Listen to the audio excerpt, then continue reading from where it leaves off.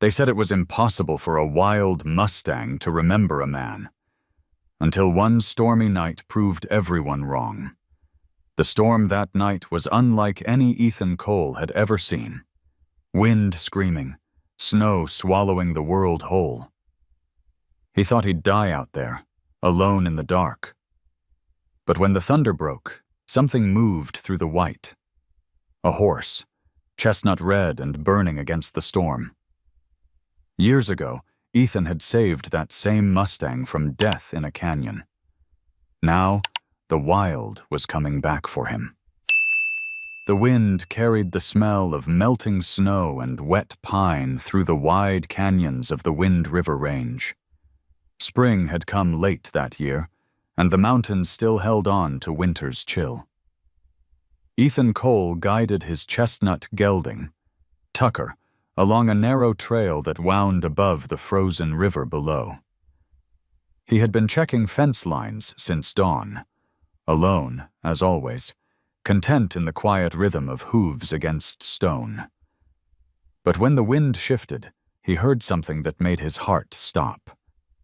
It wasn't the howl of a coyote or the groan of ice breaking. It was a scream, raw, piercing, alive. A horse's scream. Ethan froze in the saddle, head turning toward the canyon's echoing walls. He'd heard plenty of sounds in his years as a ranch hand and soldier. Men shouting, gunfire, animals in pain. But nothing like this. This was terror. Desperation. He clicked his tongue, urging Tucker forward, down the slope toward the source. The canyon narrowed, the sound bouncing between the cliffs until it seemed to come from everywhere at once. His breath fogged in front of him as he rode, the sun dipping lower behind the ridgeline. It was already late afternoon, and the light had that gold and silver tint that came before darkness. He didn't have long. Ethan dismounted near a break in the trail and listened. The wind had died, leaving a heavy silence that pressed against his ears. Then, there it was again, a single sharp cry, followed by frantic scraping.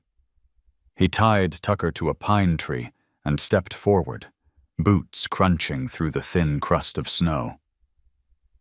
The canyon floor dropped away suddenly into a narrow ravine. Ethan crawled to the edge and looked down. What he saw sent a shiver through him. A Mustang. Wild, young, its coat a deep red-brown that glowed even in the dying light, was trapped between two slabs of rock. Its hind legs dangled uselessly into the dark, its body twisted, chest pressed hard against the stone. Blood streaked the animal's flank, where sharp shale had torn its hide. Every movement made it slide an inch lower. "Easy, boy," Ethan murmured, his voice barely carried above the wind. The Mustang's head jerked up, eyes wide and white. For a heartbeat, man and horse just stared at each other, both caught between fight and flight. Then the horse let out another cry, hooves striking rock in panic. Ethan's instincts kicked in. He scanned the scene, mind racing through what he had on him, 2 coils of rope, a climbing pick, and the stubborn, well, that had kept him alive through worse. He took a slow breath. "You're not dying here," he said quietly, more to himself than to the animal. The words tasted of iron and cold air. He looped one end of the rope around a boulder and tested the hold. The wind carried bits of snow that stung his face, and the light kept fading. Still, he worked, tying knots, whispering nonsense words meant to calm the horse, though he knew the Mustang couldn't understand. When he tried to step closer, the horse kicked, narrowly missing his thigh. Ethan backed off, chest pounding. All right, he said softly. "You don't know me. You don't trust me. I get it." He crouched low, watching the animal's trembling sides, the steam rising from its wounds. The sight pulled something deep inside him, something he thought he'd buried years ago in another desert, another war. That same look of helpless fear he'd seen in a wounded comrade's eyes. Back then, he hadn't been able to save him. This time, he would. Ethan adjusted the rope, throwing one loop around a jut of rock just above the horse's shoulder. His fingers were stiff with cold, the rope scraping skin, but he barely felt it. The Mustang shifted, its breathing shallow. "You've got to help me out here," he whispered. "Don't fight me." The canyon was fading into shadow now, the sun gone behind the peaks. He could barely see his hands as he tied off the last knot. Each sound echoed too loudly, the rasp of rope, the groan of stone, the soft grunt of the Mustang as it tried to move. Then, with a sharp crack, one of the rocks beneath the animal gave way. Ethan lunged, grabbing the rope, bracing his boots against the ground. The strain tore at his shoulders, the rope biting into his palms. "Hold on!" he shouted. For one suspended moment, man and horse hung between death and chance. The Mustang stopped struggling, muscles quivering. Ethan felt the sudden stillness through the line, a fragile thread of understanding. The horse was no longer fighting him. It was waiting. That was all he needed. He anchored himself, heaved with everything left in him. The horse's front legs scrambled, hooves scraping for purchase. A grunt, a slip, another pull, and then, with a final surge, the animal's body slid free onto solid ground. Ethan fell backward into the snow, gasping. The horse collapsed beside him, chest heaving, steam rising in the cold air. For several long seconds, neither of them moved. Only their breath filled the silence. When Ethan finally sat up, he saw the Mustang watching him. Those dark eyes no longer held terror. They were cautious, curious, even grateful. He reached out a hand, slow and steady. The horse didn't move. Then, as the wind shifted, carrying the smell of pine and blood between them, the Mustang turned away. With a trembling step, it limped toward the open canyon and disappeared into the falling snow. Ethan stayed there for a while, breathing hard, staring at the space where the horse had been. The sky was almost black now. Somewhere in the distance, thunder rolled over the mountains. He wiped the sweat and blood from his hands and whispered, "Good luck, Blaze." The name slipped out before he could stop it, born from the color of that coat, the fire that had refused to die. He didn't know that name would come back to him years later, whispered again in a different storm. Dawn crept slowly across the Wind River Range, turning the peaks from iron gray to gold. Ethan awoke to the sound of distant thunder that wasn't thunder at all, just the echo of melting ice breaking off the canyon walls. His hands were raw and blistered from the rope, the ache in his shoulders a reminder of what had happened the night before. He moved stiffly, poured the last of his coffee from a thermos, and looked down into the canyon again. The snow was gone now, washed away by the meltwater, leaving behind streaks of dark earth and rock. But no sign of the Mustang, only hoofprints leading toward the open plain. He stood there for a while, breathing in the cold, sharp air. "You made it," he murmured, almost smiling. Then quieter. "I hope." He didn't know why he cared. He was just a hired hand, a man who fixed fences and drove cattle, one face among thousands in the vast West. But that wild horse had looked at him like no creature ever had. Not as a savior, not as an enemy, but as something it recognized.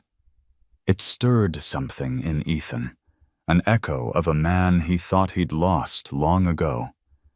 As he saddled Tucker and began the long ride back toward the Hart Ranch, the sun climbed higher, glinting off the frozen river below. The quiet was different today, heavier somehow.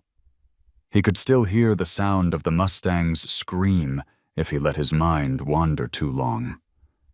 That sound, he thought, would stay with him the rest of his life. By noon, he reached the ranch.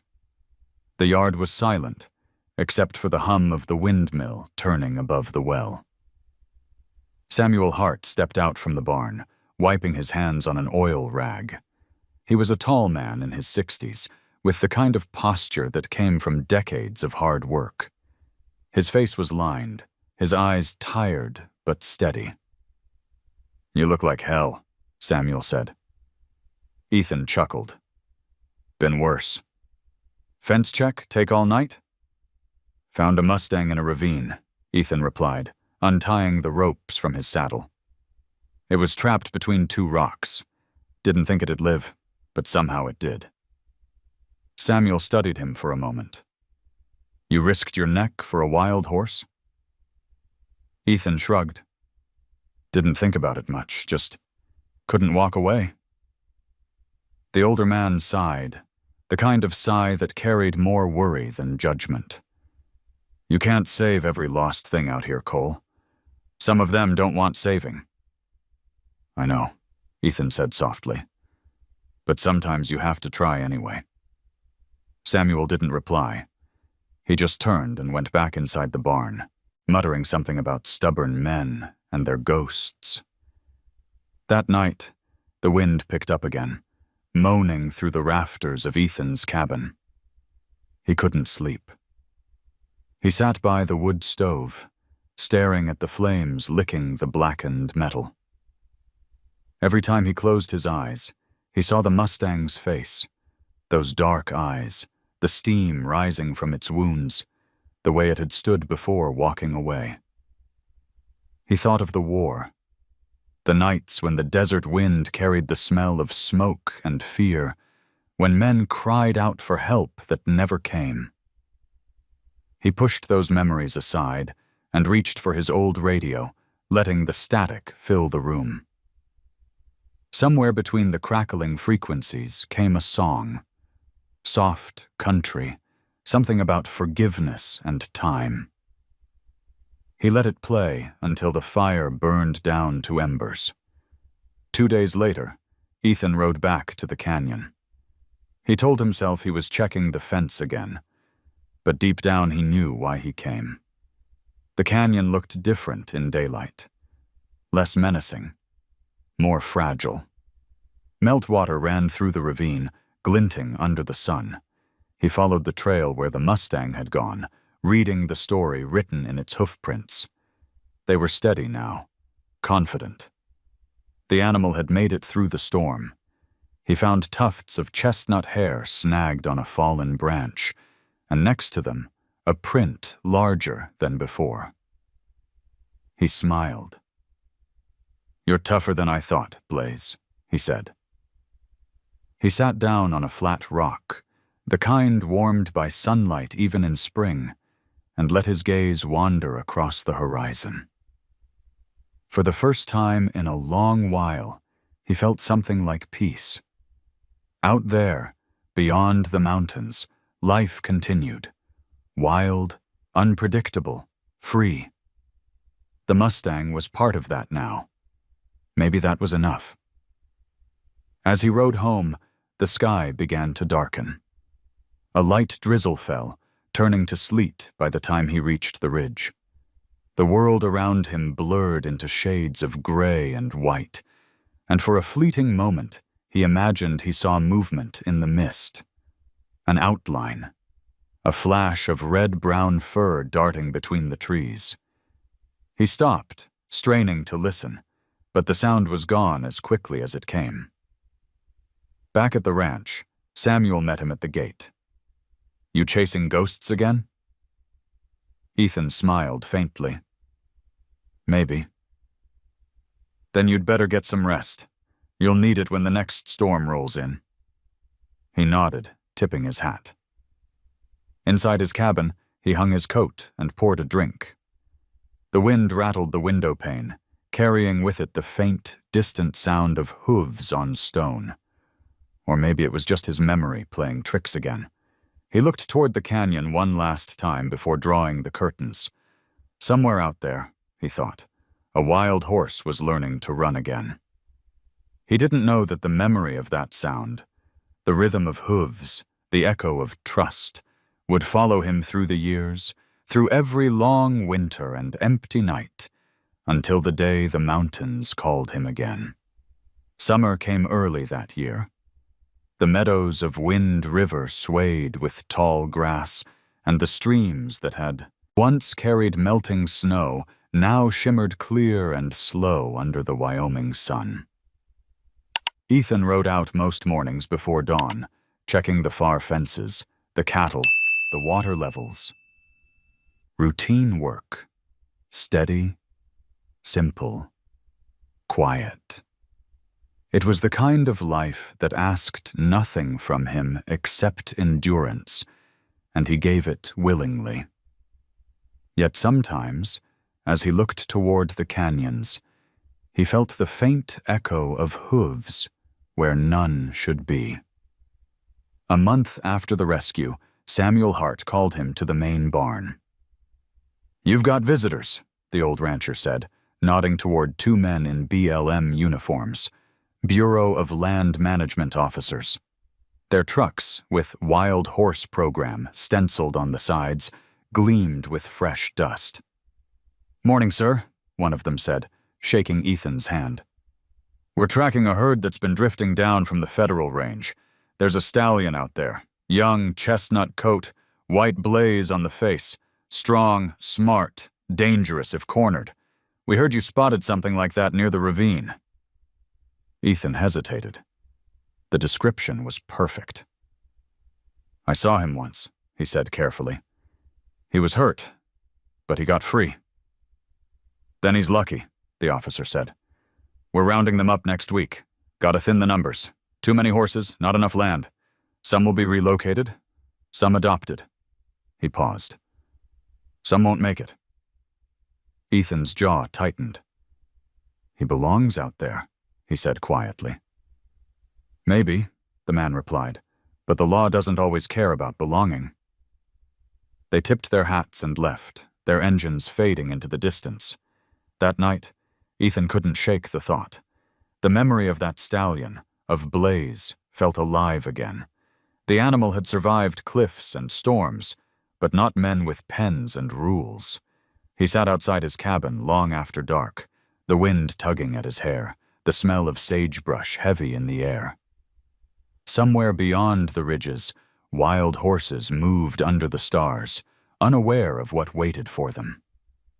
A few days later, while checking the northern boundary, Ethan found tracks in the dust, fresh ones.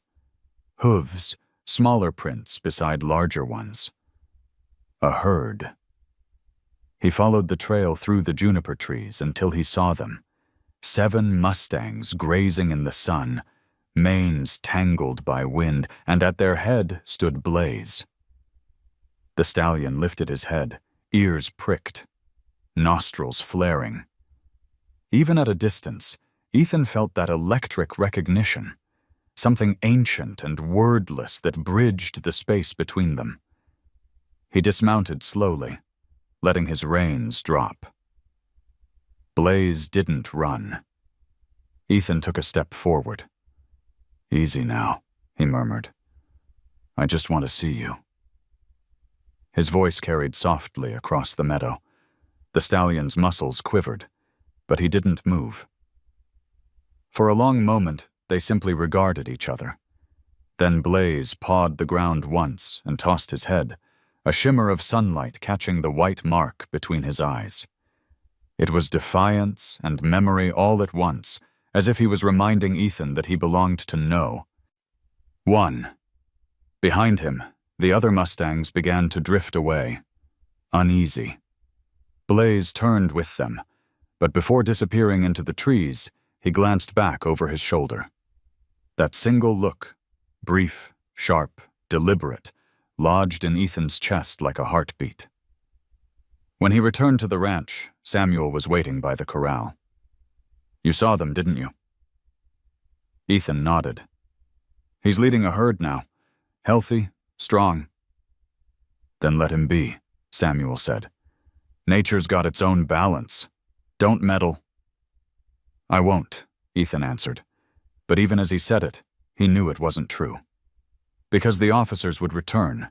Because he'd seen the trucks, the trailers, the ropes. The next morning, Ethan packed supplies, a canteen, rope, and an old pair of binoculars, and headed out before sunrise.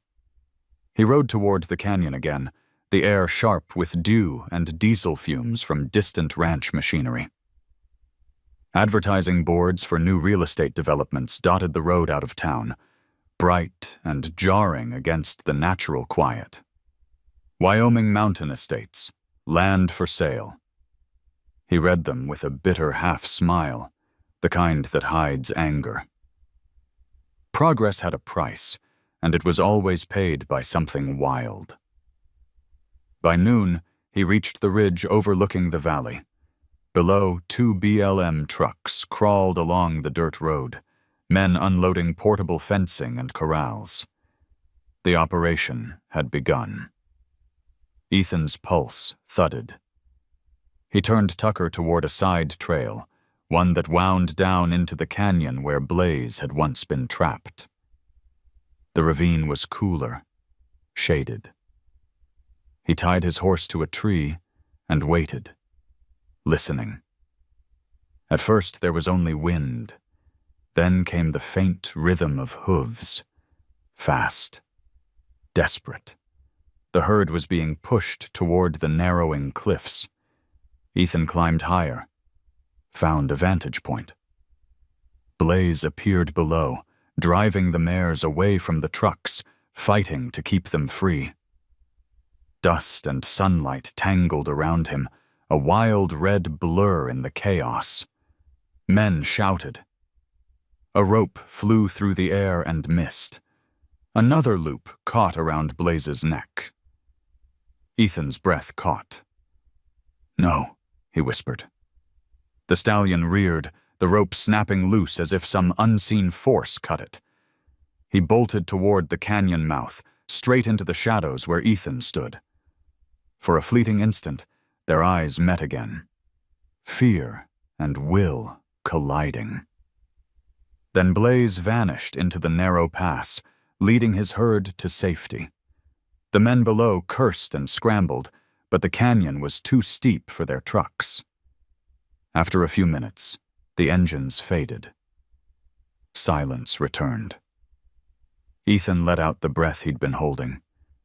He felt relief, sharp and dangerous, like fire under his ribs, but also something else. A warning. Because now Blaze had run again, and next time, luck might not be enough. He rode home under a burning sky, streaked orange and crimson. The wind smelled of dust and diesel, of human things intruding where they didn't belong. In the fading light, the world seemed balanced on a knife's edge between fear and trust, between what could be saved and what must be let go. When he reached the cabin, he untied Tucker and brushed the horse's mane, whispering softly as the stars came out. He thought of Blaze somewhere out there in the dark, free for now, his coat gleaming under moonlight. "You keep running," Ethan murmured. "Don't ever let them take you." The words drifted into the night, carried by wind through the pine trees. He didn't know that this would be the last peaceful summer before everything changed.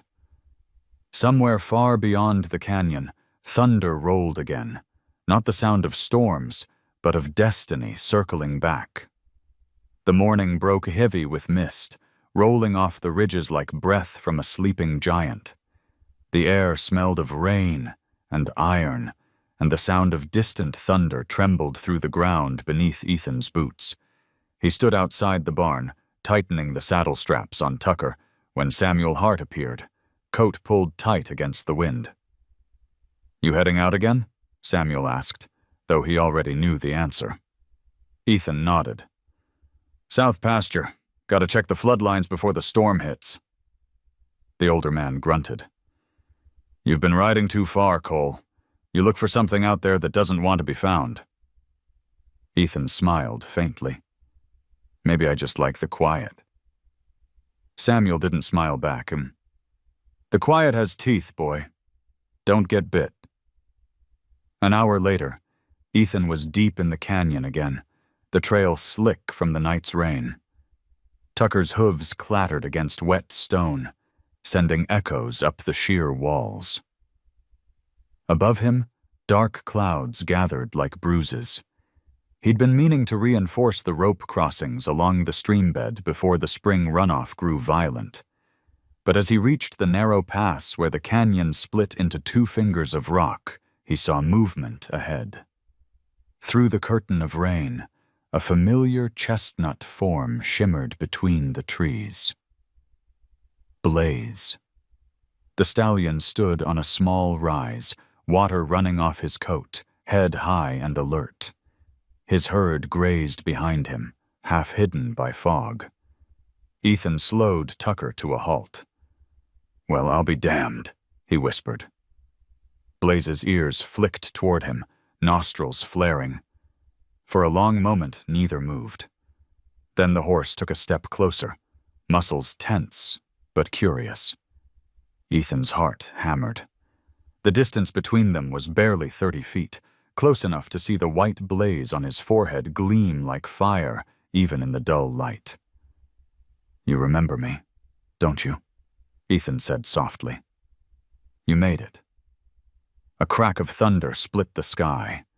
Blaze snorted and stamped but didn't bolt. Ethan dismounted slowly, boots sinking into the mud. The smell of wet sage filled the air. He pulled a length of rope from his saddlebag, not to capture, but to reinforce the old bridge crossing near the ridge. Still, he knew how the sight of it might look. "Easy, Blaze," he murmured, keeping his hands low. "I'm not here to take you anywhere." The stallion tossed his head, shaking, rain from his mane. Behind him, a mare whinnied nervously. Ethan saw the flicker of fear ripple through the herd and stopped where he was. The air between them felt charged, like standing too close to lightning. He dropped the rope to the ground. "See? No tricks." Blaze's ears twitched forward. The horse's gaze stayed fixed on the rope for several seconds, then back to Ethan. Slowly, the tension in his shoulders eased. He lowered his head, exhaling a long, foggy breath. Ethan took a cautious step forward, every sense alive. In another life, he thought, this could have been trust. In this one, it was a fragile truce held together by rain and memory. The wind rose, carrying a low moan through the canyon. Ethan glanced upward, uneasy. The storm was closing fast, rain turning to sleet. The herd shifted restlessly. Blaze looked toward the cliffs, ears flicking. That was when Ethan heard it, the crack of rock splitting. He barely had time to shout before part of the ridge above gave way. A torrent of mud and stone thundered down the slope, cutting across the lower canyon. The herd scattered in panic, hooves pounding through the rising water. Blaze darted sideways, calling to the others, but one young mare stumbled, trapped by a fallen branch. Ethan ran without thinking, splashing through freezing water up to his knees. The current pulled hard, sucking at his boots. He reached the mare, saw the fear in her eyes, the weight of the branch pinning her shoulder. He grabbed the rope he'd dropped, looped it around the log, and pulled with everything he had. The log shifted an inch, then another. His muscles screamed. The rain lashed his face.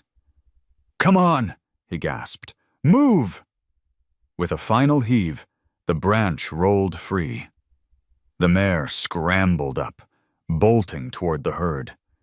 Ethan staggered backward, half falling into the torrent. As he tried to regain balance, his boot slipped on the slick rock. A flash of movement. Blaze. The stallion plunged into the water, planting his hooves firm against the current, blocking Ethan from being swept away. Ethan grabbed onto the horse's wet mane, his other hand clutching a jagged root. For one impossible heartbeat, they stood together in the storm, the man who had once saved the horse, and the horse now saving him. The water surged higher, roaring past their legs. Blaze whinnied, jerking his head toward the slope, urging him to move. Ethan staggered forward, following the stallion's lead until they reached solid ground. Both collapsed in the mud, chests heaving, rain pounding down in sheets. When Ethan finally looked up, Blaze was standing over him, sides slick and gleaming, eyes dark as storm clouds. He could have run. Instead, he waited, watching. Ethan pushed himself to his knees, breathless. "You just returned the favor, huh?" he whispered. Blaze snorted, tossing his head. Then, as lightning ripped across the sky, he turned and galloped away, driving his herd into the safety of the higher ridge. Ethan stayed there, drenched and shaking, laughter bubbling out of him like relief. "A rope and a prayer," he said aloud, voice swallowed by the rain. "That's all we ever had." By the time he returned to the ranch that night, the storm had blown itself out. The sky was clear, stars sharp as glass. Samuel waited by the porch, pipe glowing faintly. "You look like you wrestled a river," he said. "Something like that," Ethan replied. Samuel studied him quietly, then nodded toward the dark mountains. "Whatever happened out there, be careful who you start trusting. Wild things don't owe us anything." Ethan smiled faintly, peeling off his soaked gloves. "Maybe not, but sometimes they remember anyway." He didn't explain more. He just stood there for a while, watching lightning fade behind the hills, listening to the faint hum of crickets returning after the rain.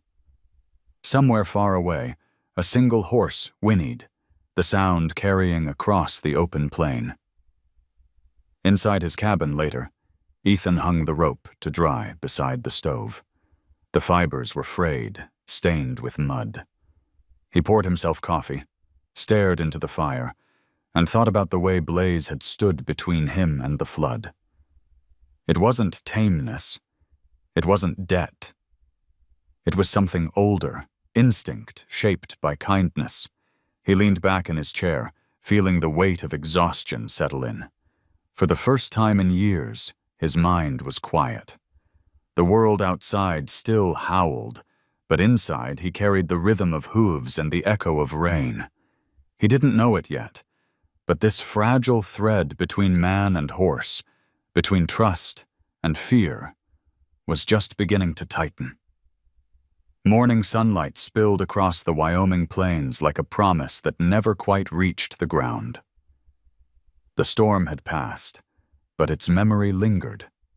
Mud tracks cut deep into the pastures, branches twisted in the fences, and the air heavy with the smell of wet earth. Ethan moved slowly through the wreckage, fixing rails and tightening wire, his muscles still sore from the night he and Blaze had wrestled with the flood. Samuel Hart watched him from the porch, coffee mug in hand. "You sure you're not part horse yourself?" he called out. Ethan smiled tiredly. "Just trying to keep up with one." "Word's spreading," Samuel said. "Couple of riders from the next valley said they saw that Mustang herd by the creek this morning. Said the stallion looked like a piece of fire walking." Ethan's hand paused on the fence post. "He's alive then?" Samuel gave a slow nod. "Alive and mean as ever. You did right letting him go, Cole. That's how wild things stay wild." But Ethan wasn't sure what right meant anymore. When he closed his eyes, he still saw the image of Blaze standing over him in the storm, so close he could feel the animal's breath on his skin. The way those eyes held his for that one impossible moment before turning away into the rain. There was something unspoken in it, something more than fear or gratitude. It was recognition. He worked through the day without rest, trying to bury the thoughts in motion. By late afternoon, the wind had dried the land, and the sky glowed that clean, endless blue unique to the high plains. He rode out along the canyon ridge again, partly to check for landslides, partly because he couldn't help himself. Down in the valley below, the Mustangs moved like ripples of living earth, brown, gray, and gold against the pale grass.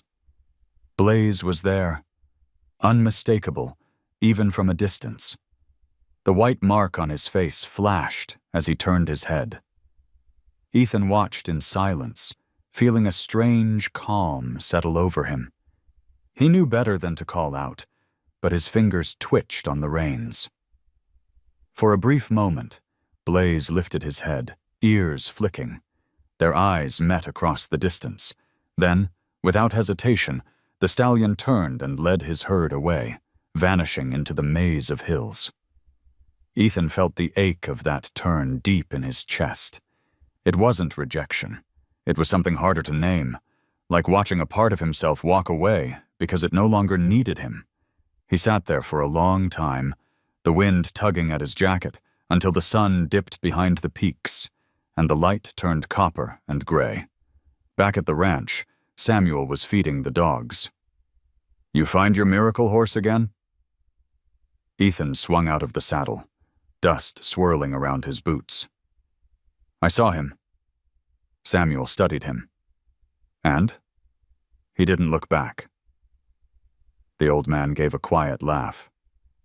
"That's how it's supposed to be, son. You helped him remember what freedom costs. Now he's paying it." Ethan nodded, but the words didn't ease the sting. That night, he lit a small fire outside his cabin and sat beside it, the stars crowding close. The crackle of wood and the whisper of wind through the grass were the only sounds. He thought about the places he'd been, the desert where he'd fought, the cities he'd left behind, the people who'd gone on without him. Maybe the horse wasn't the one who'd refused to look back. Maybe it was Ethan himself, all these years, pretending that moving forward was the same as healing. A shooting star streaked across the sky, fading into darkness.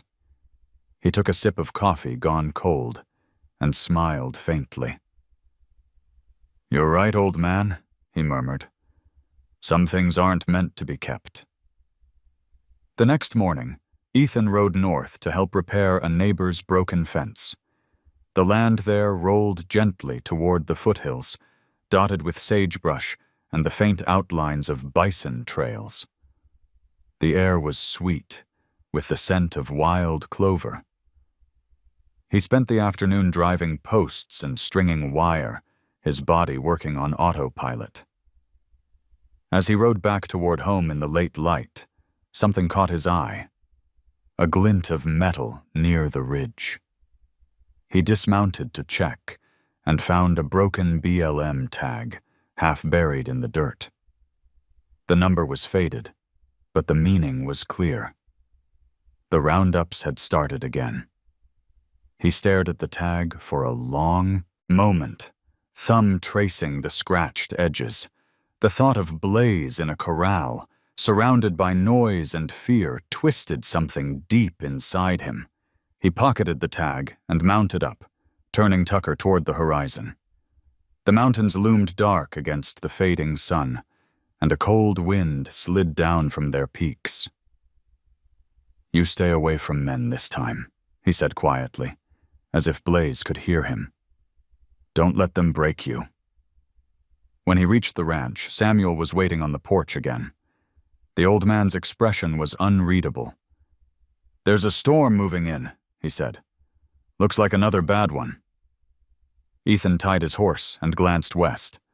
The clouds were gathering fast, heavy, gray, the kind that swallowed the stars before nightfall.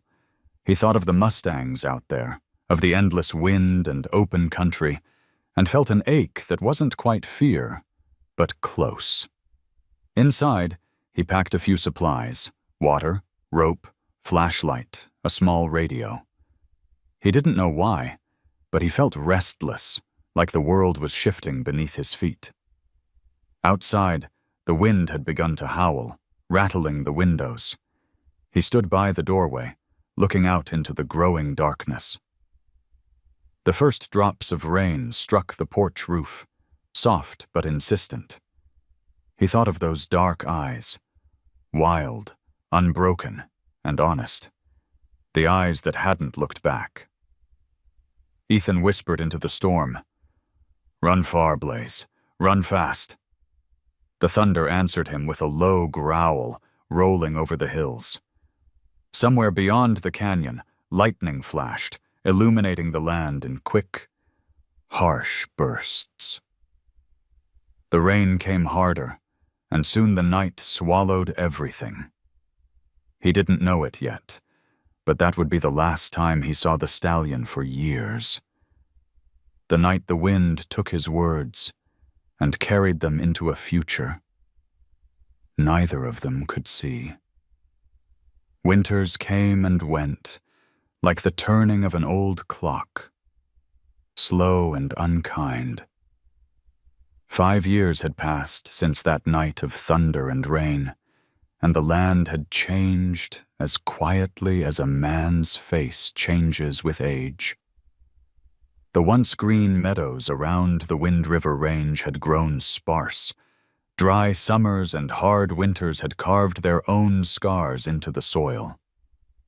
Ethan Cole had changed too. His hair had gone more silver than brown, his beard rough and streaked with white. The lines around his eyes were deeper now, carved by sun, solitude, and time. The Hart Ranch had stayed alive, though barely.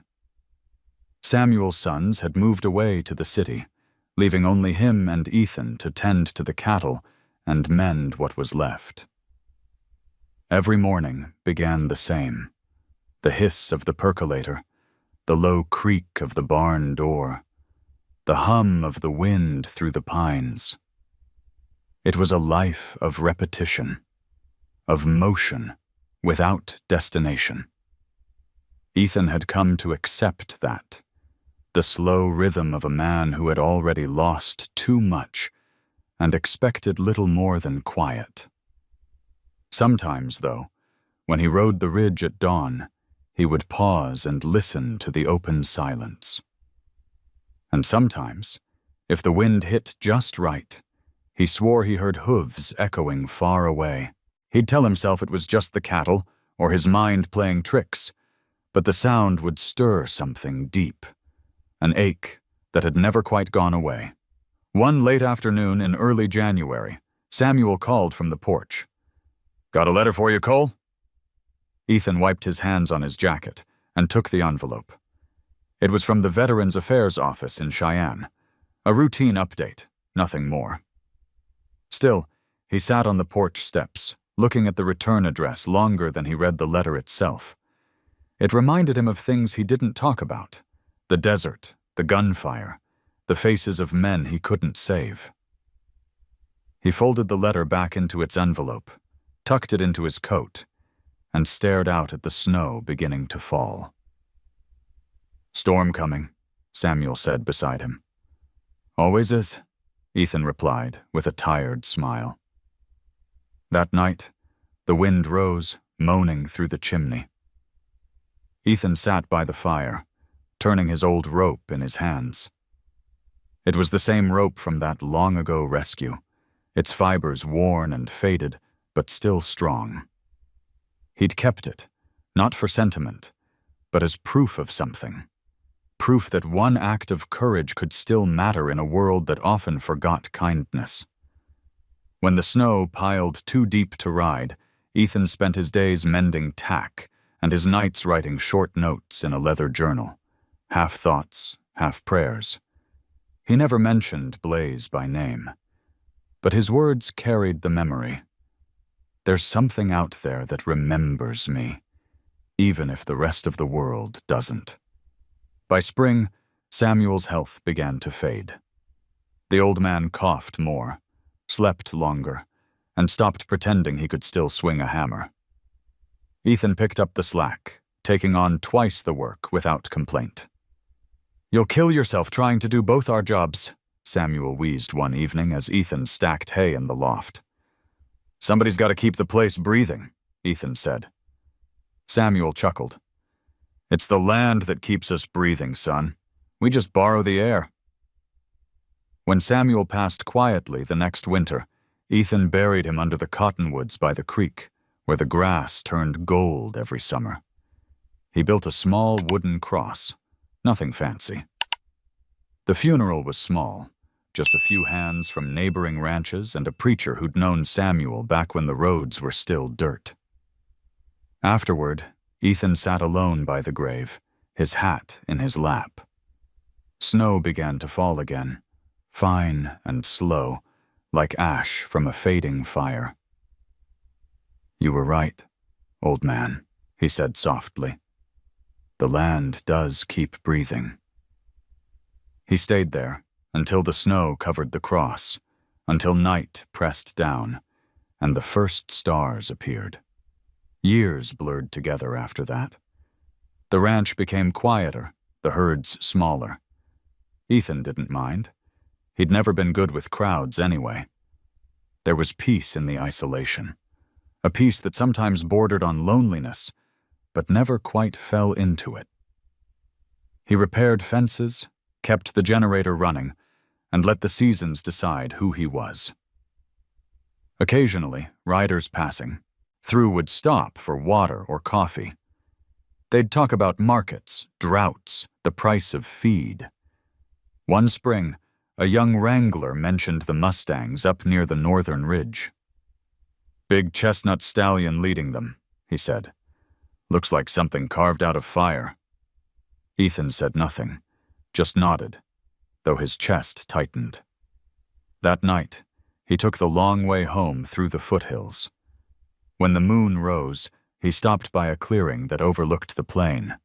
The air was crisp, filled with the distant cry of coyotes. He thought of the stallion, strong, alive, untamed, and felt both pride and sorrow. Some things, he realized, never really left you. They just changed shape and kept running. That summer, the drought came hard. Streams dried to trickles, grass turned brittle underfoot. Ethan worked through it, rationing feed, digging new wells, hauling water in barrels from the valley. The sun burned everything down to bone. Still, he kept going, one day into the next. Then came the early snow. The first flakes fell before Halloween, soft as dust, but heavy with warning. By December, the storms rolled down from the north, sealing off the mountain roads. Ethan stocked up on supplies, flour, beans, coffee, diesel. He'd weathered worse winters. One night, as he sat by the stove, a sound broke through the howling wind. It wasn't the creak of wood or the rattle of loose shingles. It was faint, rhythmic, hoofbeats. He stood, heart pounding, but when he stepped onto the porch, the world was blank white. The wind whipped the snow into blinding spirals. He called out, but the sound died against the storm. For a moment, he thought he saw a shape move along the tree line, a flash of reddish-brown against the snow. Then it was gone. He stood there until the cold bit deep into his fingers, then went back inside, smiling to himself. Maybe it had been real, maybe not. Either way, the thought carried him through the rest of that long winter. As the years slipped by, Ethan grew older, quieter. The ranch, the wind, the silence, they all became part of him, indistinguishable. He learned to read the sky like scripture, to measure time not in days but in seasons. And though he never spoke the name aloud anymore, sometimes when the wind moved through the canyons, he'd whisper, "Still running, aren't you?" He didn't expect an answer, but deep in the marrow of the mountains, something wild still listened. By the time the first blizzard hit, the ranch was already half buried in silence. The sky hung low and white, pressing against the mountains like a great heavy lid. Ethan Cole stood by the barn door, the collar of his coat turned up, watching the world dissolve into snow. The forecast had promised flurries, nothing more. But Wyoming storms had never cared for promises. Within hours, the wind turned savage, bending the pines and swallowing the sound of everything familiar. He made one last trip to secure the gates and check the cattle shelters. The air burned his throat as he breathed. The wind stung his eyes, and every step he took vanished beneath drifting snow. He could barely see the barn light 50 feet away. Inside the storm, the world had become a narrow tunnel of white and sound, where direction and distance meant nothing. Tucker, his old gelding, stomped nervously in his stall as Ethan brushed the frost from his mane. "Easy, boy," he murmured, patting the horse's neck. "We'll ride it out." He'd survived worse, he told himself. Sandstorms overseas, flash floods in canyons, nights when the cold felt like punishment. But there was something different about this one. It felt deliberate, as if the land itself had decided to test him. By nightfall, the temperature had dropped below zero. The generator sputtered, coughed, and died. Ethan moved through the cabin by lantern light, wrapping pipes and laying extra blankets near the stove. He set a pot of coffee to boil, though he knew it wouldn't stay hot long. Outside, the wind screamed through the cracks like a living thing. He sat by the window, staring into the dark. Snow whirled so thick that even the porch railing disappeared. The sound was endless, a kind of roaring emptiness that reminded him of artillery fire, the same dull rhythm, the same helpless waiting. He thought of Samuel then, and the grave under the cottonwoods. The snow would have covered it by now. "You'd say I'm a fool for staying up here," Ethan muttered, half smiling. "Maybe you'd be right." When he finally lay down, exhaustion took him fast. He dreamed of the desert again, of red skies and broken ground, of horses running through dust instead of snow.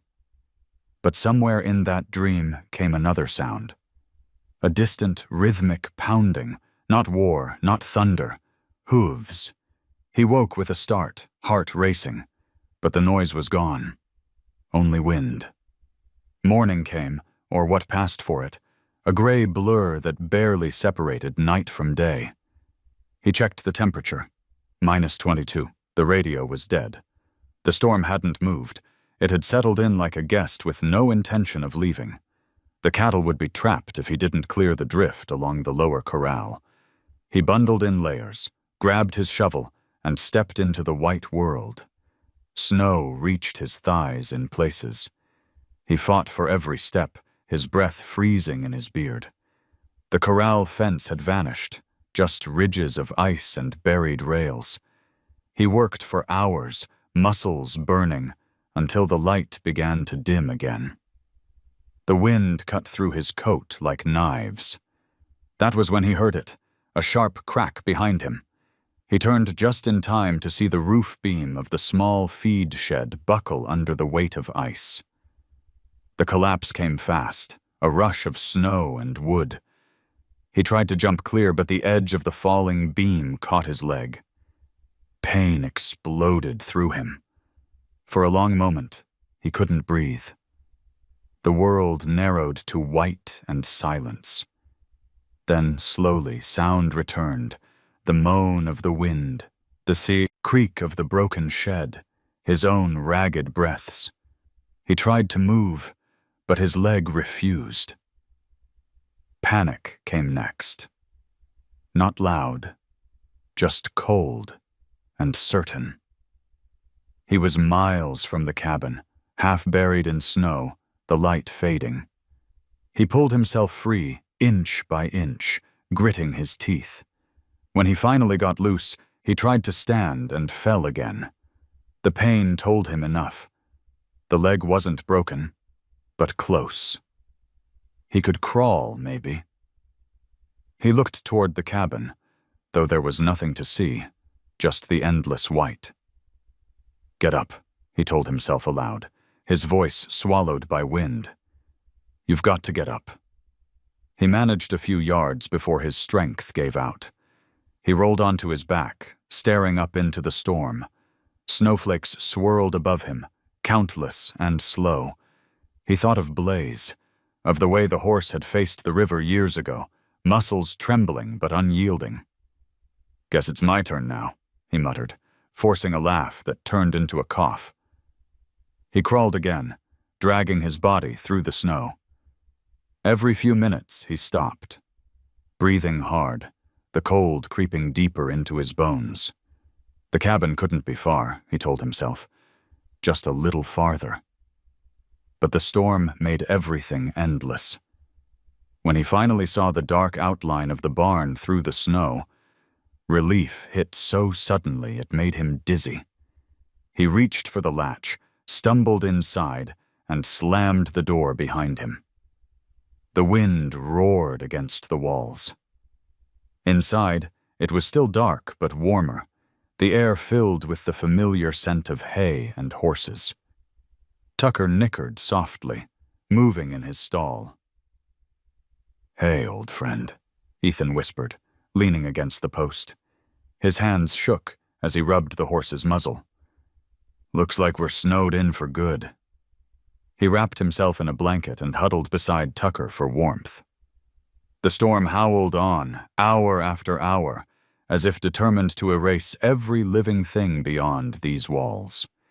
He must have drifted in and out of sleep, because when he opened his eyes again, it was night, and the lantern had burned low.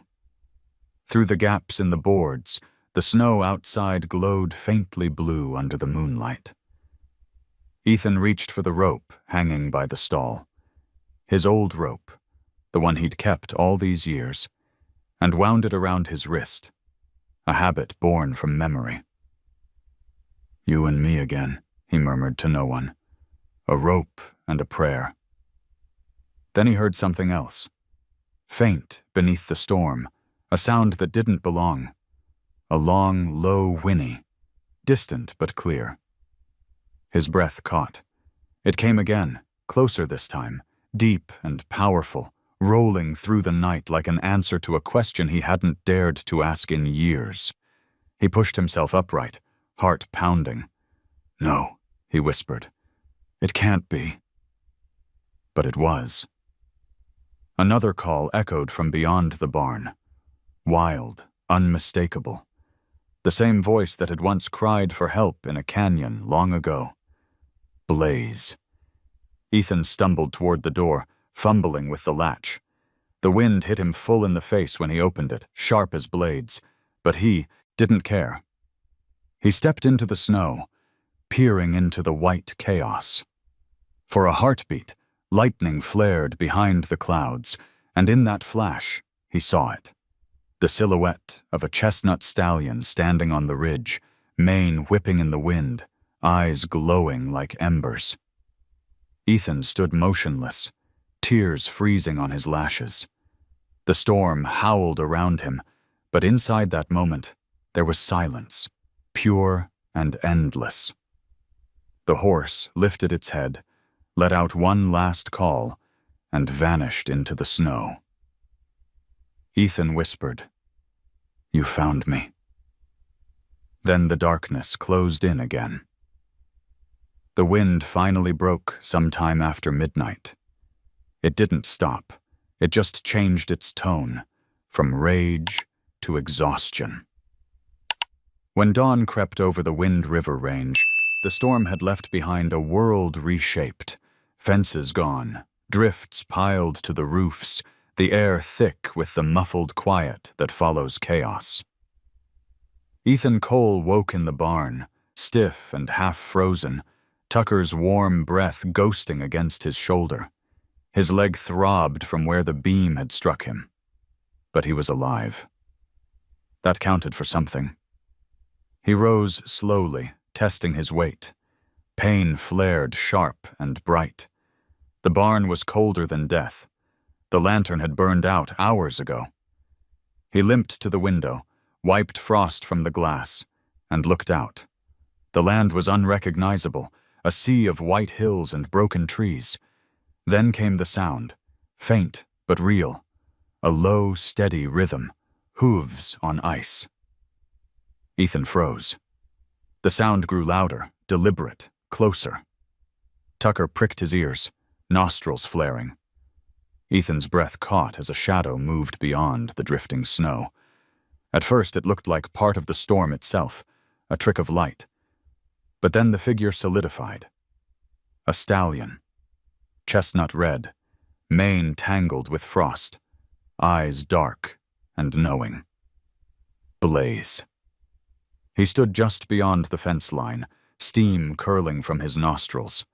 His coat gleamed under the pale morning light, scar across his shoulder catching like silver. Ethan stumbled to the door and opened it, the hinges groaning.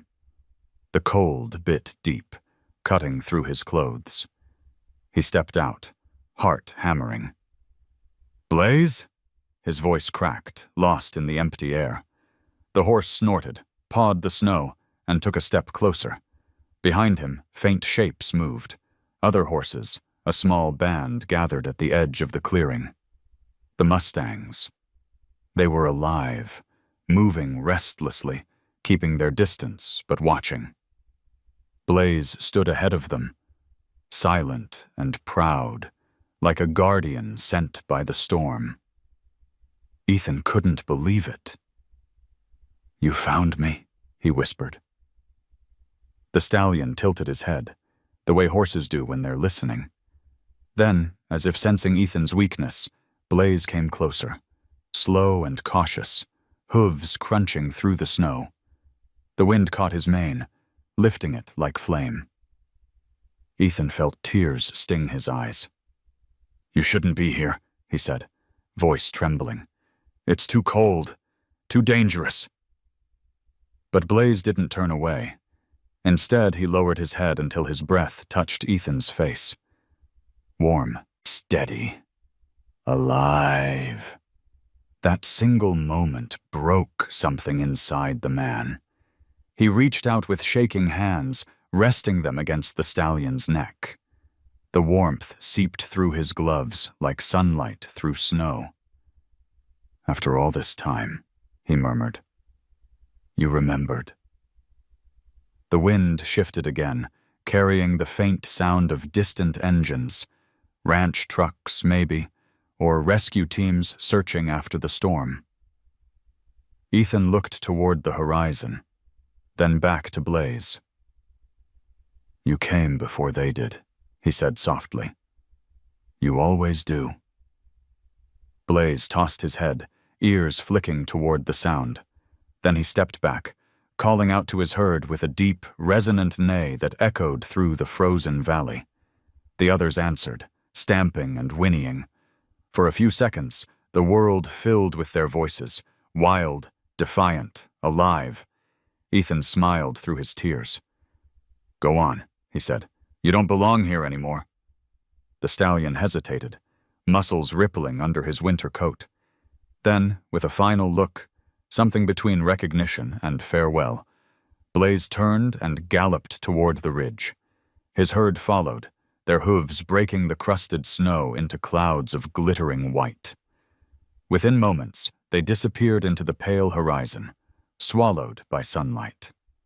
Ethan stood there long after they were gone, the cold numbing his skin, but not the feeling inside. The air smelled of snow and freedom. When the rescue truck finally arrived hours later, he was still outside, leaning against the fence, eyes fixed on the empty ridge. "Jesus, Cole!" one of the ranch hands shouted as he jumped down from the truck. "We've been looking for you all night. You could have frozen to death." Ethan blinked, his mind half in the moment, half still chasing the shapes in the distance. "I had company," he said. The younger man frowned. "What?" "Mustangs," Ethan said. "They were here. He was here." "Who?" Ethan smiled faintly. "You wouldn't believe me if I told you." They hauled him into the cab, wrapped in blankets. The heat blasted from the vents, thawing his numb fingers. Through the windshield, the snow glittered under the rising sun. For a heartbeat, he thought he saw movement again. One chestnut figure high on the ridge, mane catching the light like fire. Then it was gone. The men drove him back to the ranch, talking about the roads, the storm, the miracle of survival. Ethan barely listened. His mind replayed every second. The sound of hooves, the warmth of breath, the eyes that had once belonged to something untamable. Later, in the quiet of his cabin, Ethan sat by the stove, a blanket around his shoulders. He wrote in his weathered journal, the same one he'd carried for years. He came back. After everything, he found me. He paused, the pencil hovering. Then he added, "Kindness doesn't disappear. It waits. It remembers." The wind howled softly outside, but it no longer sounded like loneliness. It sounded like the rhythm of hooves fading into distance. He closed his eyes and let the warmth of the fire spread through him, every heartbeat echoing the same truth. He hadn't been forgotten. Somewhere beyond the mountains, Blaze and his herd crossed into open country, their tracks cutting through the snow like brushstrokes of freedom. The stallion lifted his head once, eyes bright under the winter sun, and released a low, steady call that rolled through the canyons. A sound not of fear, but of recognition. And miles away, in a small cabin surrounded by white silence, Ethan Cole smiled in his sleep. The storm had broken, but its shadow still clung to the valley. The world was quiet in that strange, reverent way that follows disaster, when every sound feels too loud, every breath like it might disturb something sacred. The sun had returned at last, spilling light across the drifts, turning the snow into an ocean of glass. Ethan Cole sat on the porch of the ranch house, leg bandaged, a blanket over his shoulders. The smell of coffee drifted from inside. A rescue team had brought him back the day before, but part of him still hadn't left that ridge. He could see it when he closed his eyes. The figure of the chestnut stallion standing in the storm, the eyes that had known him, the breath that had touched his cheek. "Hell of a story," one of the ranch hands had said that morning, shaking his head. "You sure you didn't hit your head out there?" Ethan had just smiled. "Maybe I did. Doesn't change what I saw." Now, as the snow melted under the rising sun, he took the old rope from where it hung near the porch rail. The fibers were stiff and cold, frayed with years. He turned it over in his hands like a relic. A rope and a prayer, he thought again. That had always been enough. From down the slope came the sound of engines. 2 county trucks crawled up the trail, tires crunching over ice. Sheriff Miller stepped out first, tall, with a voice that always sounded like it had to push through wind. "Cole, you're one hard man to kill." "Luck," Ethan said simply. The sheriff glanced toward the ridge. We were tracking your signal when the radio pinged off something metal near the canyon. You're damn fortunate we found you when we did." Ethan tilted his head. "I didn't call for help." Miller frowned. "We heard something, though. A kind of, noise, like pounding. Thought it was you signaling." "Pounding?" "Yeah, like hooves or something. Carried for miles through the canyon." Ethan smiled faintly, eyes drifting toward the horizon. Maybe it was. The sheriff looked at him for a long moment, then shook his head. "Whatever it was, it led us straight here. Someone up there's looking out for you." When they left, Ethan sat for a long time, staring at the line of hoof prints still visible in the melting snow beyond the pasture fence. They led from the north ridge to the barn, looping once near the porch before turning back toward the open plains. The tracks were deeper than a domestic horse's, broad, strong, deliberate. He traced one with the toe of his boot, his breath fogging in the cold. The wind rose again, stirring the powdery snow. It moved like a ghost across the land, erasing the tracks one by one.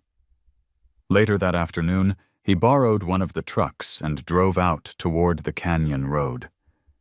The drifts were high, the trail still half buried, but he followed it as far as he could before parking by the frozen creek. The sun hung low, gilding the edges of the mountains in copper.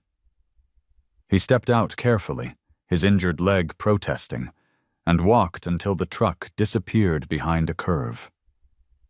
The landscape felt endless. Everywhere he looked was white, blinding, eternal, beautiful. The kind of beauty that could kill you if you lingered too long. He reached the place where the tracks split and knelt beside them, brushing away the thin crust of ice. The snow had hardened into a perfect cast, the print of a Mustang, unshod, powerful. He pressed his palm into it, leaving his own mark beside it. "Thank you," he whispered. The words came out in a cloud of steam, lost to the wind. A distant sound drifted back through the air, not an echo, not his imagination. The faint cry of horses, carried on the breeze. Ethan stood still, listening. It came again, softer now, fading into the folds of the canyon. He smiled, the corners of his mouth trembling. "You keep running, Blaze." When he returned to the ranch that evening, the sky was streaked pink and gold. He limped up to the porch, sat down, and watched the sun dip behind the mountains. The light turned the snowfields to liquid fire. Somewhere beyond that horizon, Blaze and his herd were carving their path through the wilderness, following instincts older than any man-made map. Inside, the phone rang. Neighbors checking in, offering help, supplies. He thanked them all, but kept his answers short. After the last call, he poured a glass of whiskey and stepped back outside. The stars had come out, sharp and endless. He thought about the way the stallion had appeared. Not once, but twice. How their paths had crossed in two storms years apart, each saving the other in turn. Maybe it was fate. Maybe it was just chance. But as he listened to the wind hum through the cottonwoods, Ethan felt something larger than reason stirring beneath it all. The next morning, he saddled Tucker and rode out early. His leg still hurt, but he ignored it. He followed the river until the ice gave way to running water. Birds had begun to return, their wings flashing in the pale light. The land was waking. He found himself at the same ridge where Blaze had stood. The view stretched for miles. The vast emptiness of Wyoming laid bare under the late winter sun. He dismounted and stood in silence. There, pressed faintly into the snow, were new hoofprints leading down toward the lowlands. He traced them with his gaze, the trail weaving through sage and snow until it vanished into open country. He knew where it led, to the places men rarely went, where fences ended and the world belonged only to those who refused to be tamed. Ethan let the reins slip from his hand and whispered, "Goodbye, old friend." For a long time, he didn't move. Then he reached into his coat, pulled out his journal, and wrote one final line. "Some debts are not paid in coin or time, but in the simple act of remembering." He closed the notebook, tucked it away, and turned back toward home. Behind him, the wind swept over the ridge, erasing his footprints even as he made them. By the time he reached the ranch again, the sky had gone silver with approaching dusk. He unsaddled Tucker, fed him, and stood for a moment in the quiet barn. The air smelled of hay and leather, warm and alive. He smiled, listening. Outside, the wind carried faintly the rhythm of hooves far off in the distance, steady, sure, eternal. He didn't chase it. He didn't need to.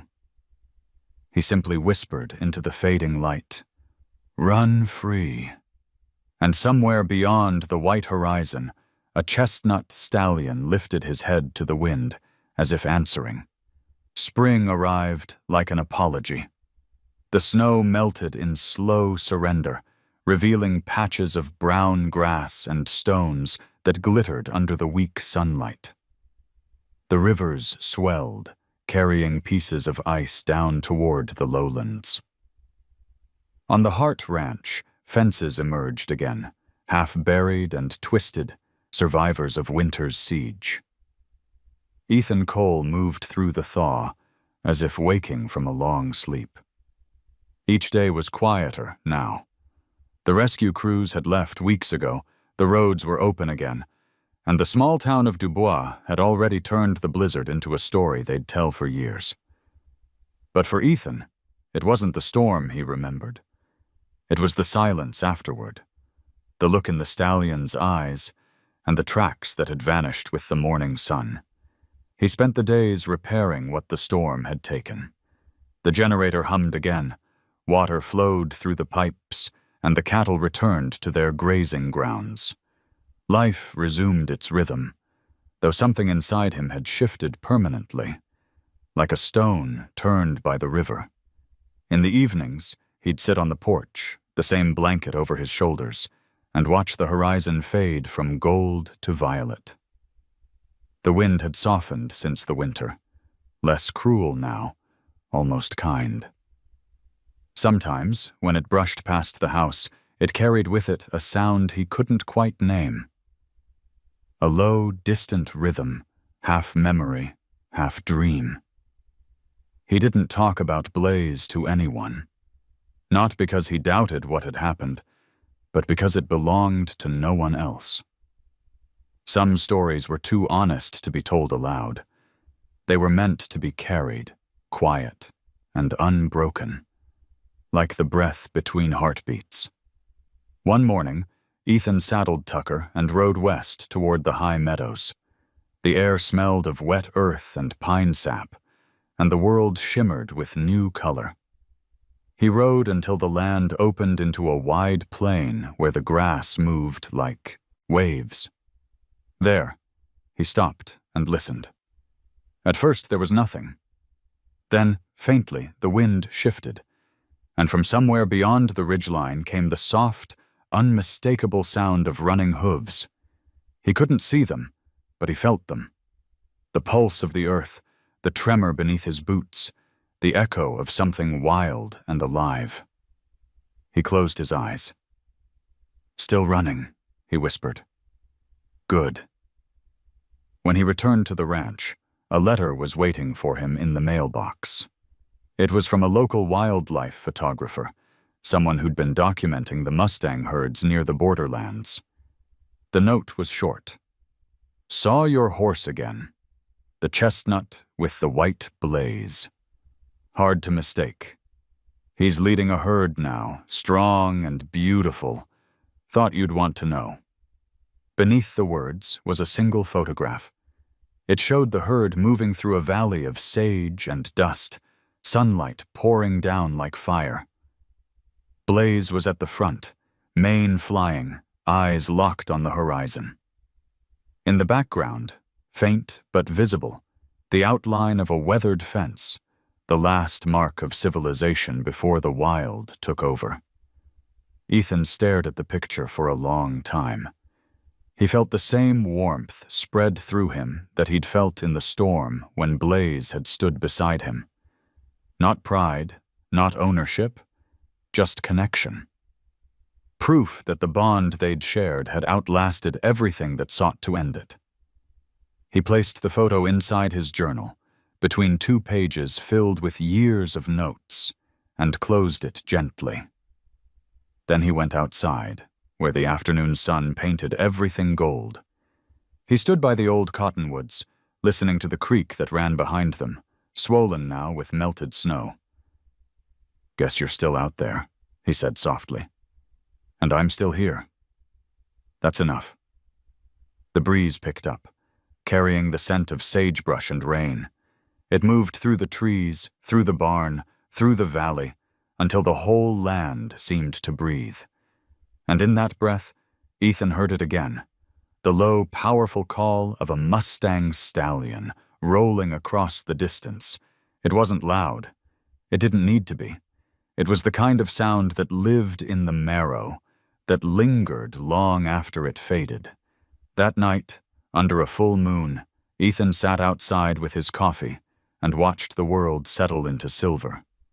Coyotes called from the hills, and the stars burned steady above the peaks.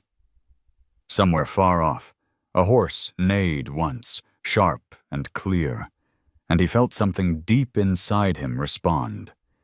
He raised his cup slightly, like a quiet toast. "To the wild ones," he said, "and to remembering." As the years passed, people in town would still talk about the winter Ethan Cole survived.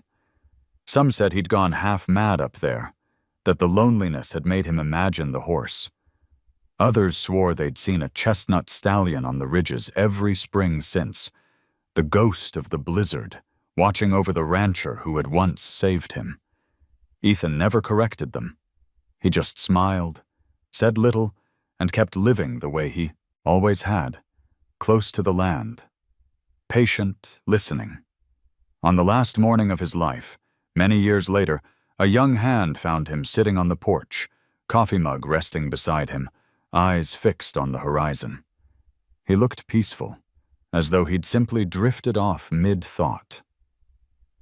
The wind was moving that day, strong and full of life, and those who were there swore that as they carried him down the hill, a single horse call echoed across the valley, a sound wild, proud, and full of memory. They buried him next to Samuel under the cottonwoods, where the grass turned gold each summer. The locals placed a small carving of a horse on his grave, and beneath it, someone scratched a few words into the wood. "The wind remembers." That night, the valley was quiet, except for the rustle of the leaves and the whisper of hooves far away. The stallion, older now, stood at the edge of the ridge under the stars. His mane rippled in the wind, and his breath steamed in the cool air. For a long moment, he stared down at the ranch below, the place where a man had once offered kindness when no one else would. Then Blaze lifted his head toward the moon and let out a long, rolling call that carried across the land. A farewell and a promise, both at once. In that sound, the world felt whole again. If this story touched your heart, tell me what you felt the first time an animal ever trusted you. I read every comment, and your stories keep this channel alive. Don't forget to like, subscribe, and stay with me for the next journey. Another tale where kindness finds its way back home.